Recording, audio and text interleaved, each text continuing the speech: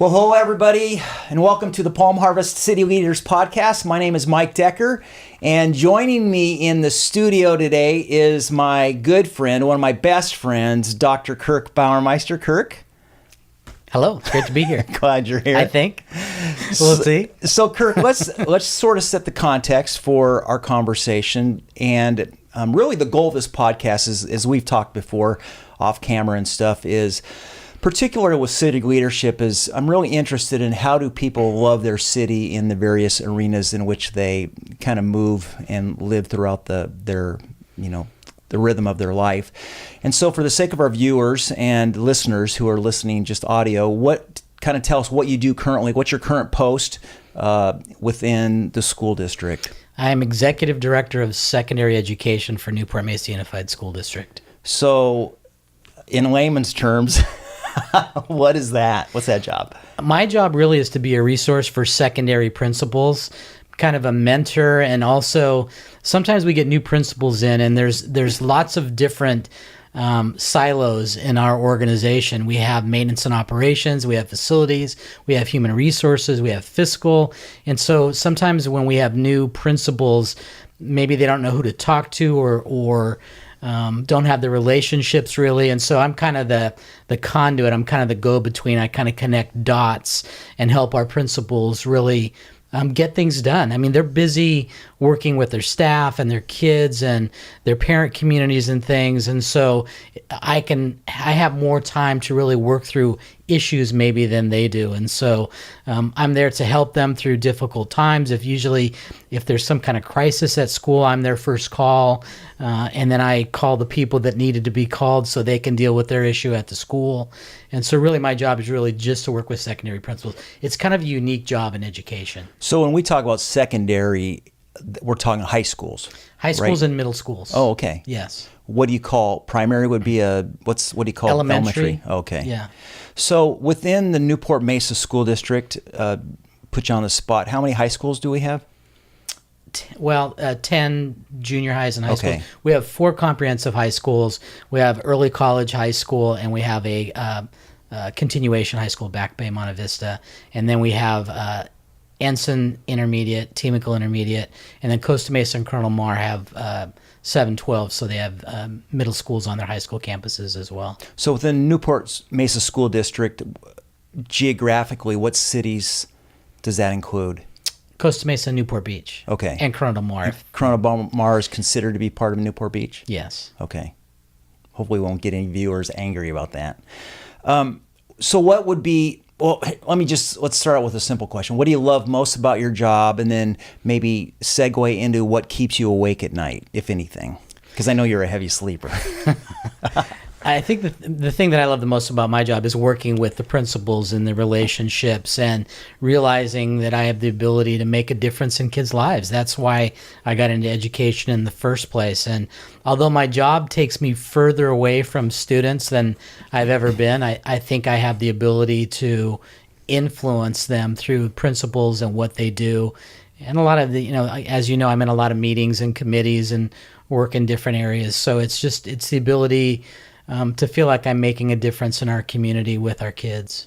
You know, I always dig it when a teacher or an administrator, you would be considered an administrator, I guess, at this point in your career, says that they love kids. And one of my observations, Kirk, is it seems like over a generation or over a long tenure that it's easy for teachers sometimes to lose that love. Do you see that within administrative too? I mean, that's kind of what causes that? I mean, it's easy, I would think, to be more thinking about liability necessarily than how do we create a nice experience for kids. Is that accurate? It's easy to get jaded.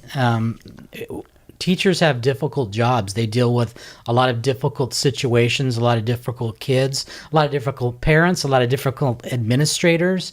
And so sometimes they get jaded, and sometimes, some years and some classes are more difficult than others.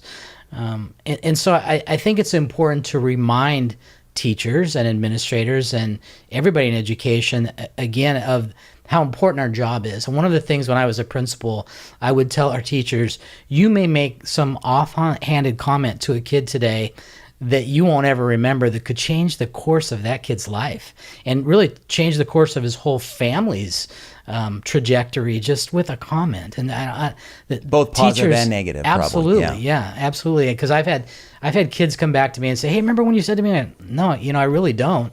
And it was kind of life-changing for them. And I've had the same thing in my life. I've had teachers that have had tremendous impact on my life. Even though I had great parents and loving parents, still that idea of somebody outside of your family that sees something in you, that encourages you, is so important. And so I think we need to remind our teachers and administrators all the time, because we get negative things, and sometimes we kind of feel like, hey, am I really making a difference?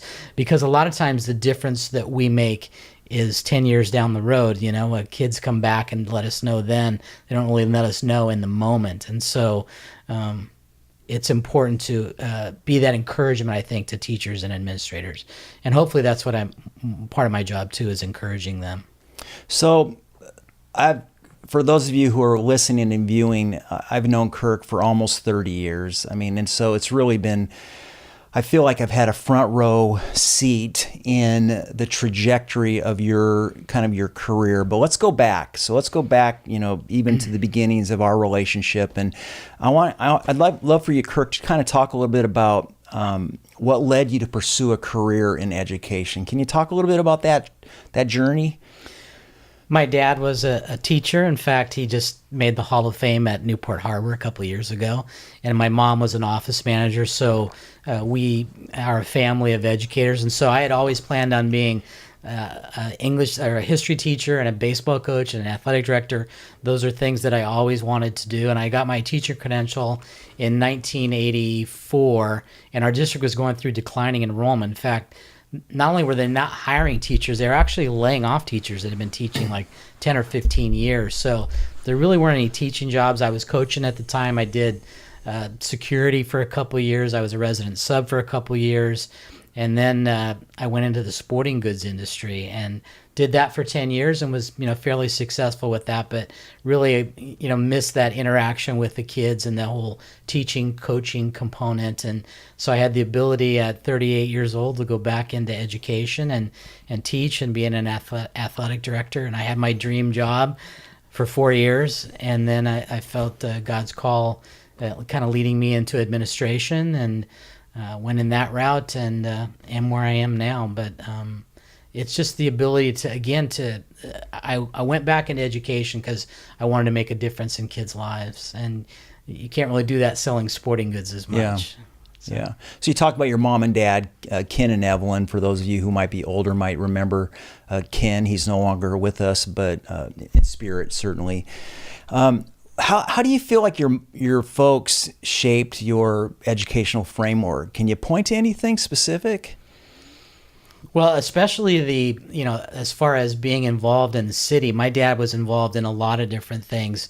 He was the head usher at his church for 20 or 30 years.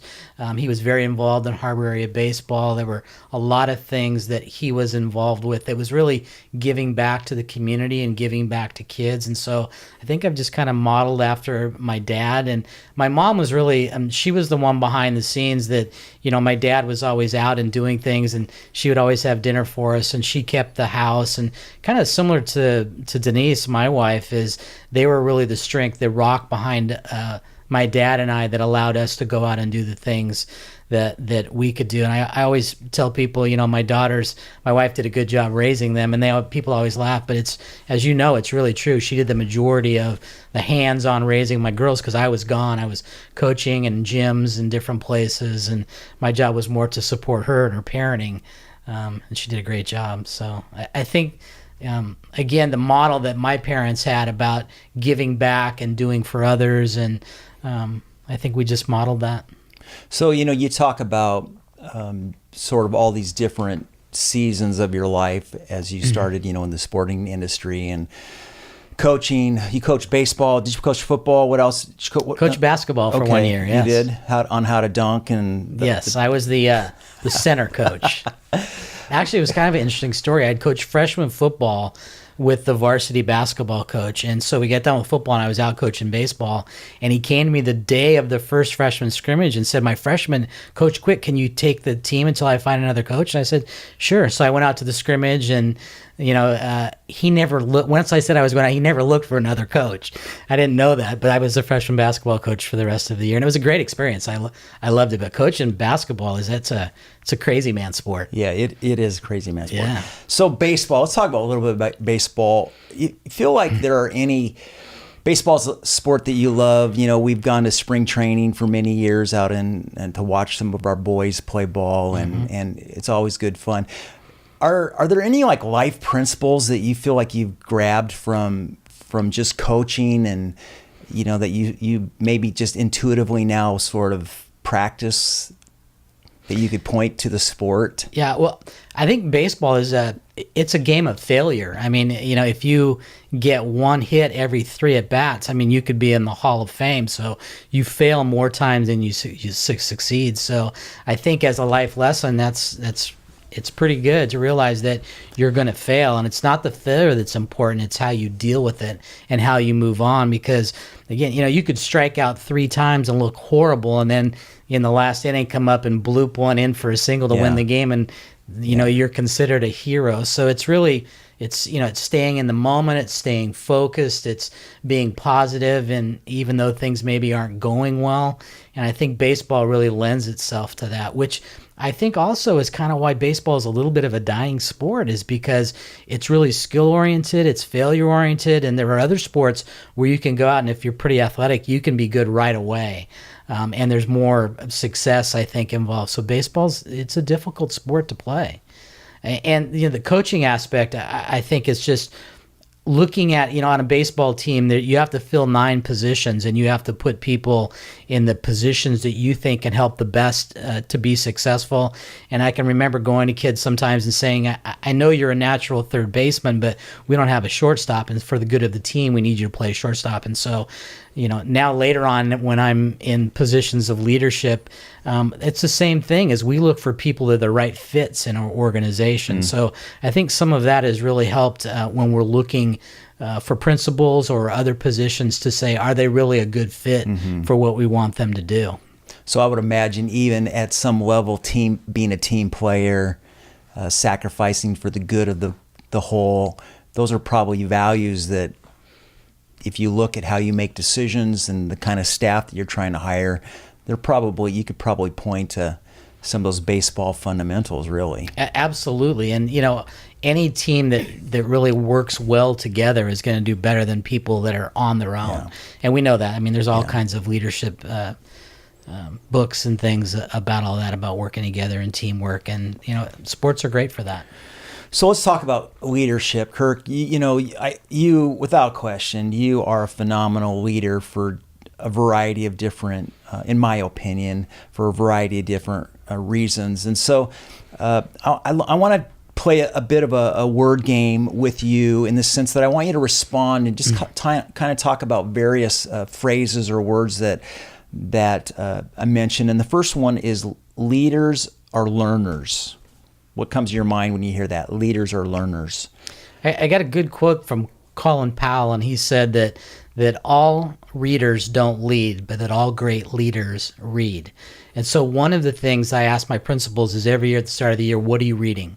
What are you reading? Because you can never be an expert on everything. And so in education, as a principal, they're in charge of so many different areas, and I'm in charge of a lot of different areas as well, from pedagogy, from teaching to safety to security to all kinds of different facilities, all kinds of different things. And so if you're not getting better, then other people are passing you up. I think that comes from athletics as well. As you start a season and you're working on certain things, and you need to get better as the season progresses, or people will pass you up. So I think it's the same thing in leadership, is you have to be getting better all the time. And, education changes. It never stays the same. And so as leaders, I used to tell my staff when I was a principal, I think my job as a principal is to keep us ahead of the curve, to keep us out in front of things, and so that we can get to do the things we want to do instead of people dictating to us what needs to be done. So I still remember when the Common Core came around. I know it's a bad word in some places, but I went to a conference and I went back to my staff and I told them, I've never been more sure of anything in my life other than marrying my wife, and I was spot on with that. But with this Common Core, we need to teach our kids to read. Reading is going to be so important in this Common Core. And the thing I said to them is, I have no idea how we're going to get there, but we're going to figure it out. And I think that's important too as a leader, is you can't have all the answers, so you have to lean on your people and use their expertise. And that's what good leaders do, is they pick the right people that have the expertise to lead in the areas where they have strengths. It's interesting, as an infielder in baseball, a big part of effectiveness as a shortstop or really any infielder is to know what you're going to do with the ball if it comes to you, right? So you're already thinking the batter's up to the plate. The pitcher hasn't even pitched the ball yet, thrown the ball yet, and you're already thinking, if the ball comes to me, what am I going to do with it? And to hear you talk about, basically that's what you're saying, is a little bit as an administrator and as you're trying to coach your secondary principals, to say we got to be a little bit, what are we going to do with the ball, right? If it comes Absolutely. Well, one of the things I would tell leaders too is, as a leader, you have to be a little bit of a chameleon, and you have to look at your staff and their expertise and use their expertise, and then you need to fill in. It's not the other way around, where you do what you want and then fill in people. You need to use the strengths of your people. Have you always been a reader, or did that start at some point? No, I think it really started when I got in my master's program. My doctor's program, I think, is really where I really started to read a lot. I was reading books that were really important and interesting to me. I think part of the problem through school is I read books because I had to, and I was reading to try and ace a test or something. And then when I was reading because I thought it was important for me and my evolution as an administrator, I think it took it to a different level. It's different reading things that you want to read instead of reading things that you have to read. Have you found, and so I'm sure we have educators listening to this in part because of the fact that you're on this podcast, have you found that there's been a couple of authors over the years that have really sort of given you a springboard in your leadership capacity, that have assisted you in this arena? I can tell you that I read a book called Courageous Leadership that Shelley Lang gave me at Teamical when I first came as principal. She was in a doctorate program at SC, and I tell you, that was the book that really kind of jump started my reading, and it was a great book. And so I'll always be thankful to Shelley for giving me that. But yeah, Jim Collins, I read probably as many business books as I do education books. And so Jim Collins, Daniel Pink, Patrick Lencioni, some of the people we've seen at those leadership conferences. It's all about leadership principles, and leadership principles in education or business or the church are really the same. Transferable, for sure. Absolutely. Yeah. Good leadership is good leadership. And Jim Collins, who wrote really kind of a secular business book, said that the greatest level 5 leader of all time was Jesus Christ. And again, you can argue that whether he was the Son of God, the Messiah, and all those things, but you really can't argue that he wasn't a great leader. He took 12 pretty ordinary guys and put together a movement that changed the world. And so you look at Jesus' leadership principles, as I know we have, and part of it is, you get your people, you train them, you send them out, they come back in, you debrief, you let them fail a little bit. And so those leadership principles that Jesus had are just sound leadership principles. Okay, here's another word I want you to talk a little bit about, criticism. Yeah. Criticism as a leader always kind of hurts, but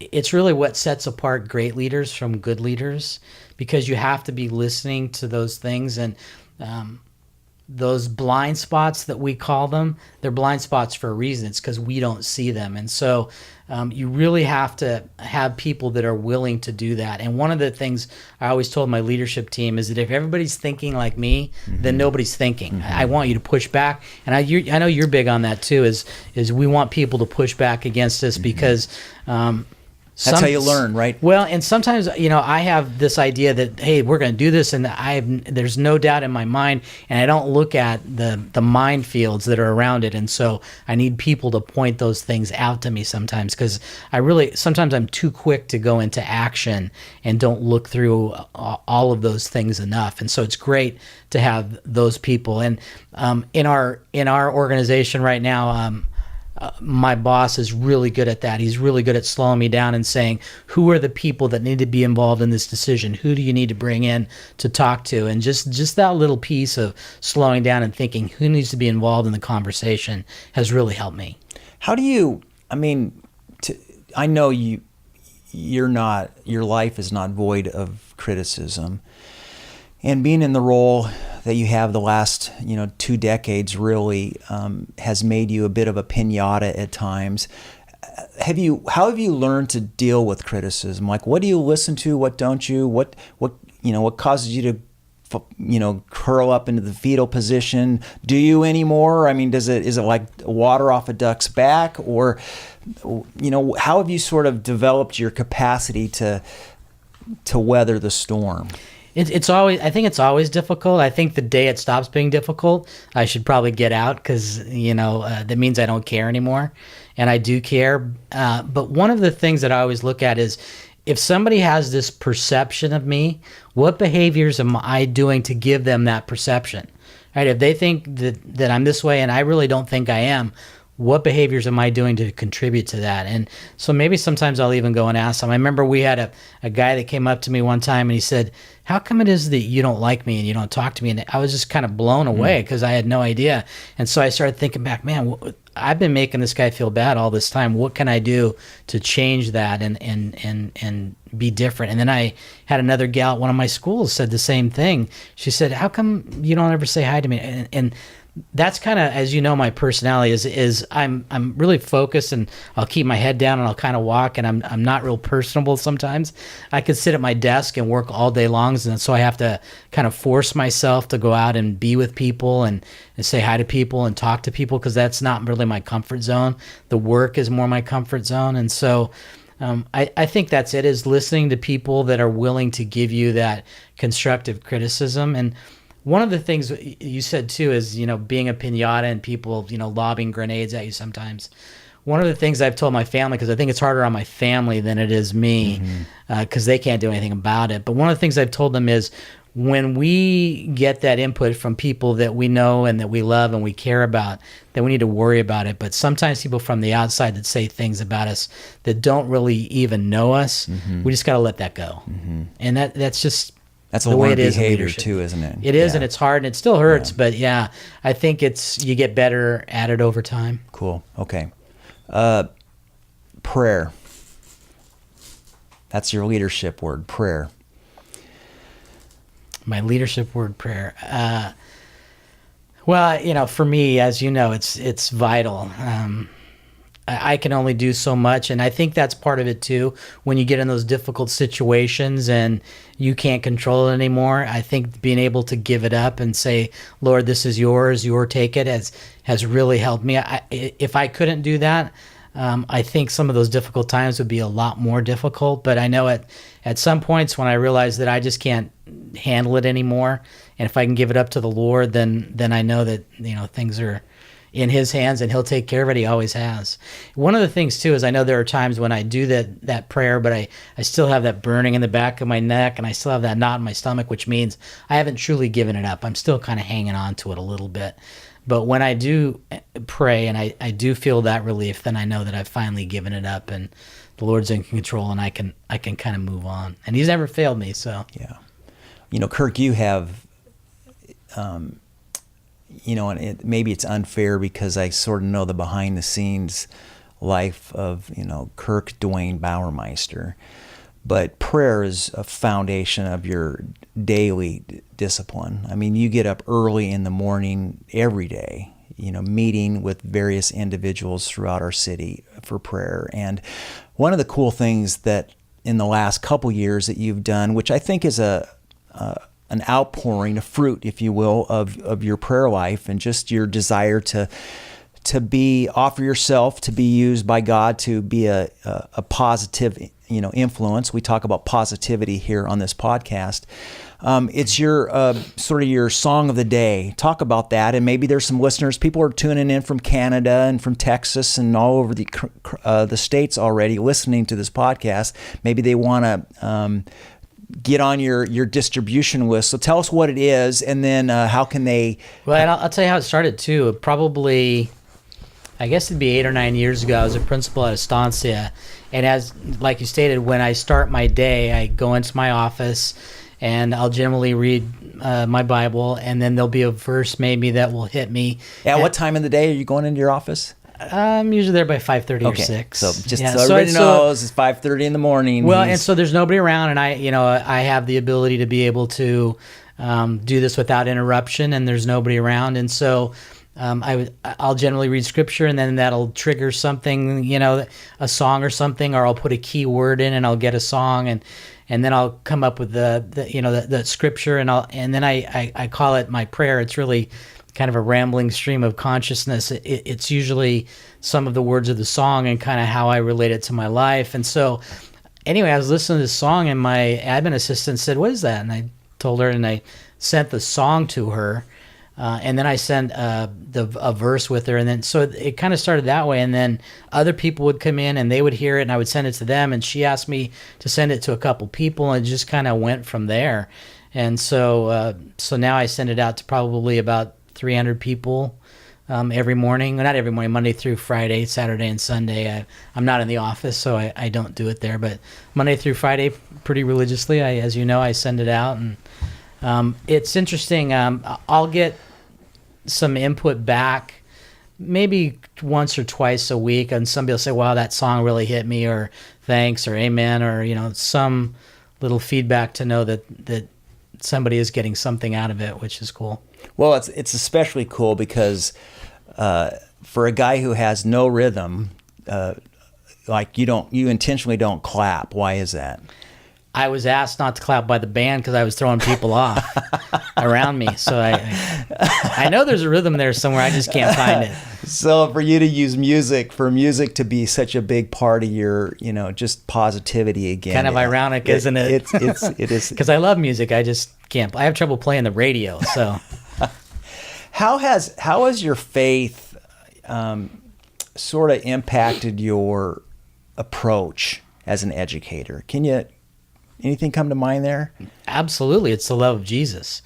And it's like we say, is people don't want to hear about Jesus until they see Jesus in you. And so a lot of times the things that I talk about with my staff is really, they're just godly principles of loving our kids and being there for our kids and working hard for our kids. And, it's just sharing the love of Jesus. And, the best teachers are the teachers that really love their kids. And again, I would hope that my teachers would have thought that I was an encouragement to them, that I had their best interests at heart, that I wanted them to be better teachers, better people. And as you know, whenever I went to a new school and I got moved around a little bit, my first meeting at every school, I would tell them that, this job's important to me. It's going to be important 14 to 16 hours a day, but it's not the most important thing in my life. The most important thing in my life is my relationship with Jesus Christ and my family, Denise and the girls. So just, if anything happens to them,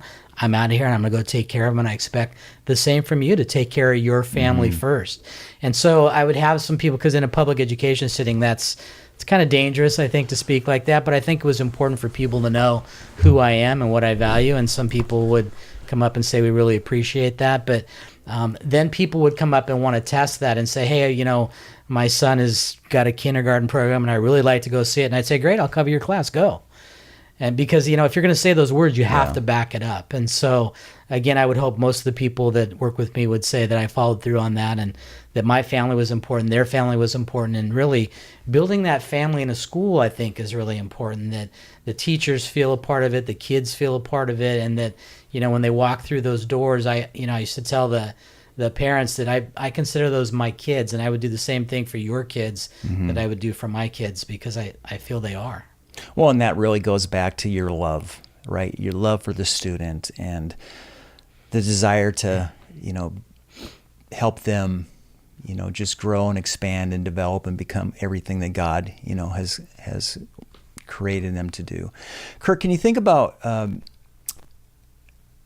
you think back over your life, and have there been one or two educators, so to speak, since we're talking about education, or one or two people in your life that have really helped you kind of shape you to be who you are today? Well, besides my dad, who was the best teacher I ever saw, my memories of my dad, besides him coaching me, were always him at home grading papers with his red pen out on the thing. And I was able to, as a student teacher, go and watch him teach a couple times. And he was an amazing teacher. And people that are from this area will tell you that. But for me personally, the teachers that I had were Buzz Amble at College Park when I was in 6th grade. And we had a 6th grade basketball team that he started, and he made me captain of that 6th grade basketball team. And he was really, I think, the first guy that kind of saw some leadership qualities in me, which was special, because I was kind of a jerk as a little kid, and I got in fights, and I think that really kind of helped me grow up a little bit. And he really had some expectations of me, and he sat me down and told me what he expected of me as the team captain. And for somebody other than your parents to see those things in you, and he was somebody that I really respected, and I still respect. He's a retired teacher now, and he's still over at Pomona helping kids read, and he was just an amazing guy. The other one was my high school baseball coach, Jim Murr, who is really one of the reasons why I'm a Christian now today. He used to write me letters, and he used to write, Philippians 4:13 at the bottom, and I was not a Christian. And I remember the first time I saw it, I went, well, that's dumb. What did he write that on for? And then he would do that every time. And so eventually I said, maybe I should look up what that says, and so he had a huge, and same thing. I was team captain of the baseball team, and he, same thing, had those kind of expectations, and was a big influence in my life. So let's lighten the mood a little bit, and then I do want to have kind of close with two other questions. But for those of you who may actually three questions. Let's start with your ties. Okay, you're wearing Bugs Bunny today. And what's the deal with your ties? How many ties do you have? And tell our listeners, our viewers. I really don't know how many ties I have, to tell you the truth. I'm going to guess 500 to 1,000, somewhere in that range. Cartoon ties. Cartoon ties, superhero ties, movie ties. They're all pretty much fun ties. I have some grown-up ties, my wife calls them, and they're Jerry Garcia ties. They're kind of neat and kind of fun and stuff. But when I go to WASCs or weddings or funerals and stuff, I wear my grown-up ties. But I think it's probably a lot easier for a kid to come up and talk to somebody in a Bugs Bunny tie than a power tie. Yeah. And so I think it led to some good conversations with kids too, is they would come up and talk to me. And I had a lot of kids that would bring me ties. They'd go on vacation. Oh, I saw this and I wanted to get this for you. And I had educators who have retired that gave me their tie collections too, knowing that ties are kind of cool with me, and I throw out the lame ones, but the good ones I keep. Yeah. But it's Denise has 2 drawers, and as you know, I'm colorblind, and so Denise sets out my clothes every day to match. And it's one of the things I used to tell my staff too, that just so you know, if I don't match, that means my wife didn't set out my clothes, and I had to try it, do it myself. Do it yourself. Yeah, just so that, they wouldn't give her a hard time. So I'll stop there. Let's play a little trivia. If you know anything about Kirk is a phone a friend if you know something random, and so I'm going to test it. Okay, so I got some education history, because you mentioned that you taught history, so I'm going to see how well you do. I've got 5. Well, I taught history last century. Okay, so this could be a hard one then, but. Who was the first female... And if I don't get it right, you're going to edit this out, right? Maybe. Yeah. Who was the first female prime minister of the United Kingdom in 1979? Any idea? Margaret Thatcher. Yeah. Ding, ding, ding, ding. Go on. Now, this is where Kirk's really good at. It's music trivia, okay? So in which year did these songs all appear at #1 on the Billboard Hot 100 chart? You're going to kill it. Blinded by the Light, Dancing Queen, Hotel California, and You Light Up My Life. Well, it's 76 or 77. I would say 76. 77. 77. I'll give that to you. Yeah. You're in the wheelhouse there. Okay. Here's a student band. 1968, a physics student. This is easy. You're gonna nail it. A physics student and a dentistry student formed a band named Smile. You know who they are yet? No. In 1970, they were joined by an art student. So you got a physics student, a dentistry student, and an art student. This sounds like the makings of a joke. And they changed their name to that by which they're now known worldwide. Any idea who the band is? What year did you say? I haven't said 68? that yet. That's when they started, yeah. 68. And then It's a rock band. It's a rock band. 71, they added a bass player. In 1973, they released their first single, Keep Yourself Alive. I vaguely remember that song. I was going to say the band, but it's not the band. And then there's a movie out right now, Bohemian Rhapsody or something. Queen, yeah. Yeah, Queen. Okay, so no, I didn't know that. Okay, so this is easy for everybody. Join in if you want to on the video here. A TV show that featured a family traveling around in a school bus spawned this 1970 #1 hit. Name the song. So I'll give you the show. It was the Partridge Family. Sure. Do you know what the song was? Is it like "Come On and Make Me Happy" or something like that? No, I Think I Love You. So I Think I Love You. Okay, that was another song. Come on, Kirk. Okay, this one I'm not sure you'll get, but Denise would have got that. In with the Partridge Family. 1975, which British group released this rock song "Slow Ride"? Foghat. Yeah! Let's give it up for Dr. B. See? Okay, cool. All right, 2 more questions, Kirk. What does loving your city look like for you? What does that mean for you? That's a good question. I think it's number one, supporting your leaders any way you can, and hopefully I've done that over the years. And being available for needs in the city, helping out with your schools, helping out with your churches. Just for me, it's being available and helping out when I see a need in my city. Do you think? Again, you sort of referenced your dad. Do you think your dad really sort of modeled that for you? Yeah, definitely. Absolutely. And then really the last question is, why would someone want to consider, and maybe even, you talked about being 36 and coming out of the business world. 38. 38. Yes. Why would someone want to consider a career in education? There's a lot. I think number one is, again, the impact that you can have on lives. By far, that's the number one thing. I'll tell you some other side notes for education is, I've been in education. My wife works in the office at one of our schools. We have the same vacations as our kids. To have that time off is really cool. I think it's a collegial profession where teachers really get together and work together. I think that's a kind of unique in our industry as well. But by far, the number one thing is the working with the kids, the relationships, the impact that teachers have on kids' lives there's nothing like it. So if you're someone who is wired to see the good in people, I would imagine you have to have some degree of learning capacity, do you not? Absolutely, sure. And if you really want to shape the trajectory. So that's the other thing is, I don't think people understand how smart teachers are. Yeah.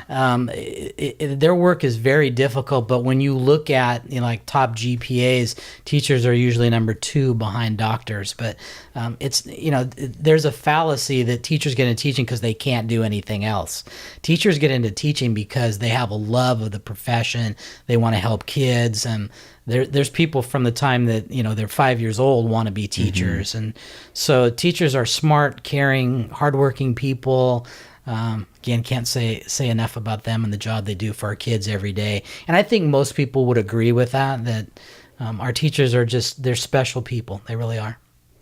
So if you're interested, after having heard this podcast or watched it, in getting on Kirk's email song of the day, you can just send it to Palm Harvest info or actually podcast@palmharvest.com, and we'll include your email address, and we'll get Kirk to add you. It could be thousands. We'll see. And if you're a prospective teacher and you want to work in Newport Mesa Unified School District, send me your information too. Or if you want to know more, I'm always available to chat with people that want to get into the profession. Absolutely. So how much longer you got in the tank, you think? People keep asking me that. I don't know, because I'm getting more and more blonde all the time, but I don't know. I'm still enjoying it. And once I get to the point where I'm not, I might think about it. But I like to think I've got some time left. Well, Kirk, we're friends, but that being said, thank you for your contribution to this city. You are without question a shareholder. I've learned so much from you. We've done so much together, but it's people like you. I would call you a unifier, and you have this real God-given capacity to have different perspectives. I mean, even you and I don't always agree politically, and we're at different aisles, but you have this ability to listen to people and to, I think, collaborate and be together towards a better end, a better something greater. And I just want to commend you. And I'll tell you what, that comes from my dad. And one of the great things about my dad is he would always say that if you can't argue both sides of an issue, you don't know it well enough. And when he was a teacher, if he had a bunch of conservative kids in his class, he would play the liberal and make, really test them on their ideas, or vice versa. And I think, as you know, I'm kind of the same way. I kind of push people. I'm kind of in the middle, and I vote for some Republicans, some Democrats, and I try to kind of push both people to be, at their best and challenge their thinking. And so, and again, that comes directly from my dad. That my dad was a master at that. Yeah, your dad sure was. Yeah. Well, for all of us here at the Palm Harvest Podcast, City Leaders Podcast, thanks for joining us today. Awesome having Kirk Bauermeister in the house, affectionately known as Dr. B in this community. We look forward to seeing you soon. I'm Mike Decker signing off with Kirk Bauermeister. It was a lot of fun.